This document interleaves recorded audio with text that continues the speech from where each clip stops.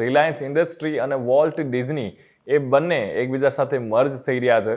અને જો આ મર્જની વાત કરું તો જેમાં રિલાયન્સનો જે વાયાકોમવાળો ડિપાર્ટમેન્ટ છે, ચાહે એ ઓટીટી પ્લેટફોર્મ હોય કે પછી વાત કરીએ ટીવી હોય, અને એની સામે ડિઝનીની વાત કરીએ તો ડિઝની પાસે પણ ચેનલ્સ છે, ઓટીટી પ્લેટફોર્મ હોટસ્ટાર છે ઇન્ડિયામાં. અને આ બંનેને મર્જ થવાથી જે સૌથી મોટા બેનર્સની વાત કરું, ઓટીટી પ્લેટફોર્મ છે, ચાહે એમેઝોન હોય કે પછી નેટફ્લિક્સ, એ બંનેને અત્યારે સૌથી મોટી ટક્કર મળી રહે એવી શક્યતાઓ છે. એટલે ફેબ્રુઆરીમાં એના કરાર થઈ જશે.